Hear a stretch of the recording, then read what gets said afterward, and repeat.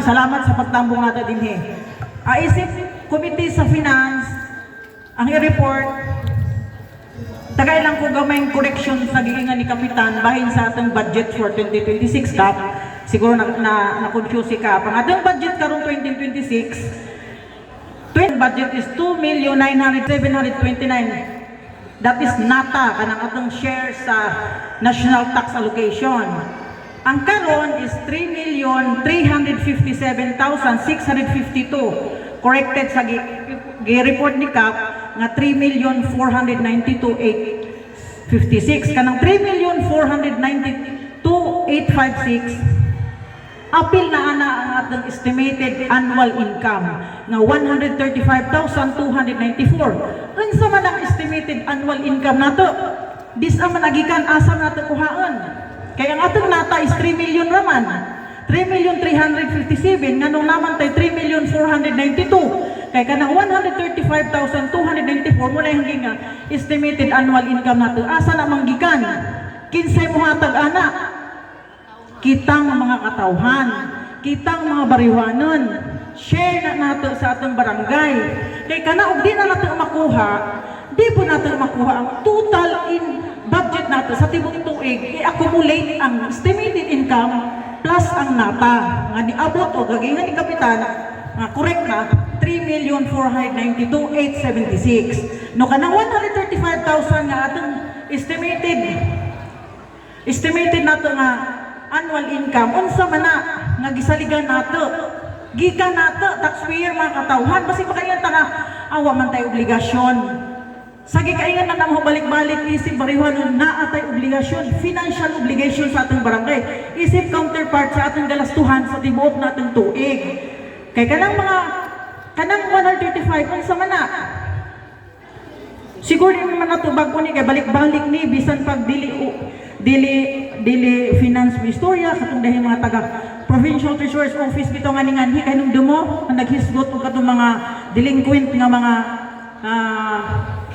real property taxes to mga juta gihisgotan ni nila apil dani ang atong estimated annual income katong ang hikaingon real property tax nagbayad pa tag mga buhis ang real property tax dili na natin masud tanan ay sharing ang LGU check na ni Secretary Treasurer Glinda ganiha og pila ang sharing 25% ra ang mapunta sa ato ang 75% sa atong munisipyo so mauna ang CTC kanang certificate of kanang sidula ang sidula share na nato 50% ra gihapon ang ato ana 50% sa LGU muna giyan nga ang pinaka basic nato nga may contribute sa itong barangay. Ang $6 ra gajud. Mura din ang gipangadong balik-balik nga naman. Based sa 2025 nga first quarter, hanggang kuha ni data ha, based sa record ni Treasurer Cesar sa una, ang data natin sa 2025 first quarter, January to March, ang nikuha og sidula is 147 individuals. Sa 137, 35 ang senior citizen. So dakog kuan ha. Sa 2025 to. Sa karon 2026, gihapon nang gikugihang isa-isa record na ni Treasurer Glenda. Kini ang gipanghisgot dili ni gikanahon ra ha. Kani mga data based na sa record sa atong treasurer. Gikugihan ang hatag sa ginagmay kalabad. Ginagmay dadto halalaman basta kay makuha na ang data para ma-report ninyo. Ang karong tuiga, pamantang end third quarter kaya naman sa March, ang na-data ni Treasurer Glenda is January to February pa. Nag-close siya sa February. Ang nikuha og sidula is 112. 35 adto 112, 26 adto ang senior citizen. So nakita ninyo ang average, nakita ninyo ang data from 127 last year nga tulo ka buwan, 147 rather. 147 sa tulo ka buwan against karon na 112 sa duha ka buwan. See? So makuha pa nato siguro ang first karong buwan ha basig. Mulang pasta sa target nato sa una. Ma-break nato ang record sa una. So murag nakita na nga kanan ay mura bag singa nang manifest ba nga murag makuha jud nato siguro apil na sa adong inyo na ng mga tubag nga kalingaw din na magpanawagan. Kay basic din natin ani gawas ato mga rental sa ating eskwelahan, mga dinhi, kanang mga business tax. Sa tibuok duha ka buwan pa lang ta nakuha na sa record of sure ni income pa ta og 13,470. O gatong ikuha percentage wise sa tibuok tuig nga 134,294 isa ba yung average ang nadarang kuhag ko under percentage be tabangi ko or halaman ng gikuan so 135,294 nga yearly annual nakuha na nato almost 10% sa duha pa lang kabuwan. So nakita natin nakita natin ang view nga murag hapit murag matarget jud nato siguro ra gina pa man tay more 10 months pa lang. Pero di na magpakato nga basig kaingan mo nga di na lang kumot residula kay naka 10% naman di ay. So hangga't ako takahimong hatag sa atong share, let's do our share. Ngano man ang sidula is 50% sa LGU, 50% sa atong barangay. Example, 50 pesos natin nabayad sidula. 25 ay napunta sa barangay. 25 niyo i-divide 12. 2 pesos o 8 centavos na imong na share sa barangay for the whole month. 2 pesos na imong na share. Ano may naman ako ang benefit sa barangay?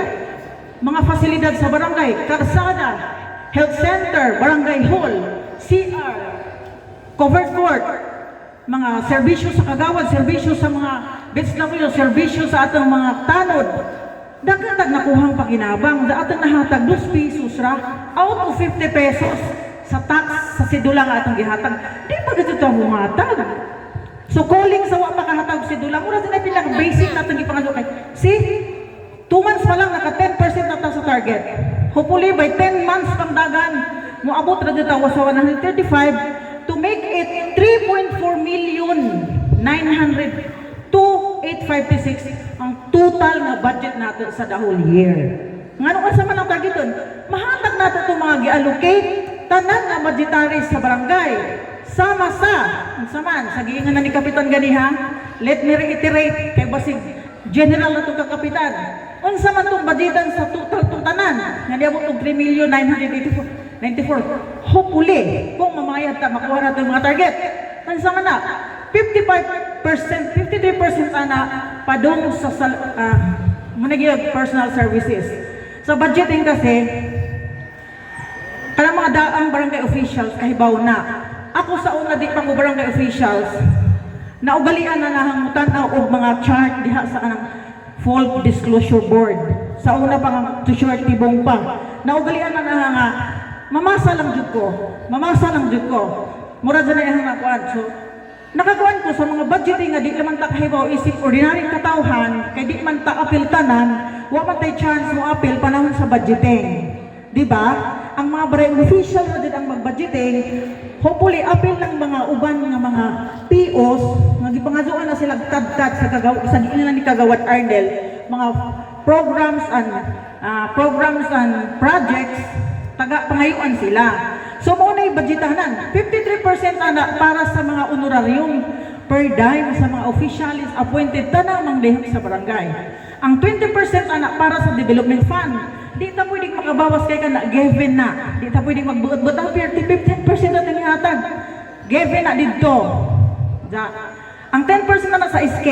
Kaya po naman tang SK, di natin pwedeng pakialaman gan govern na sila muna na sila sanaya autonomous o singa na sila'y sariling govern ang SK. Ang 5% na sa gender and development. Ano sa mga gender and development? It includes women's participation, health, nutrition, idol ko si nanay kanang mga programa sa health station, kanang BNS, kanang VAUSI, medicines, dadto na, 5% na sa atong total budget. 1% sa senior citizen and PWD, 1%, 70% sa senior citizen and 30% sa PWD. Gipangayuan po na silang tab-tab kada isang programs ang mga plans and programs para asa ang matunong ang mga budget na align based sa giguha sa mga program. Dili man gyud pwede magsama-sama ra ta diha tarak-tarak kay otherwise mambudsman ta ana. Di man kami. So mo na nga naghatag-tag na mga lines, na mga guidelines naapay 1% sa BCPC kanang ingan nila og Barangay Council for Protection of Children kanang mga bataan nato na kanang mga gipang abuso nga kabataan related sa kabataan na atay mga programa na sa barangay. Kanang BDRRMM ngano naman na ang BDRRM 5% na sa atong total budget nga di na ito pwedeng gamiton. Panahon na sa mga kalamidad. Continuous na og di magamit karon next year accumulated na ay gamiton na og na mga kalamidad simbako gihanda na which is atong tuiga ang 30% ato nakuha katong inumdumnahan natin mga ayudang ginagmay nga katong nay bagyo ang remaining 70% ibili na naimo kanang mga operating expenses apil na ang mga travels, trainings and seminar, accountable form sa BIR, annual dues, apil na mga office supplies, mga equipments, fidelity ban, tanang mga ginagmay nga bastusan adto na sa kuhaon. Sa total, ug makakaptap ta sa atong tibuok at estimated income nga atong share unta hopefully nga 135 makuha nato ang total budget nga 3,992,875 makuha ko na tanan mahug ko na tanan adto sa tanang gibudgetan. So karon and nagtaas naman ang kuana. So atong budget ay sa una is ibalik ha. Ang atong nata sa una is 2,988,729. Karon is 3,357,000. Nitaas ta og 368,833. Almost 13%. So nitaas. Almost 10%. So pasalamat ta kay apil man po na sa taxpayer kay taxpayer man tang tanan. So mao nay itong tibukan nga budget sa tibuk tuig. So moro siguro ni sa karon og medyo ipagaw ko. Og salamat sa pagpaminaw. Dang salamat ug may hapon. Yes, well done, Brothers. Good job. Very nice explanation. Okay, daghang salamat sa tuwang komite sa profesyon, Kagawad Fe. Kando sa panuglanan pinansyal sa tuwang barangay. Daghang kayong salamat tuwad sa pag-inform.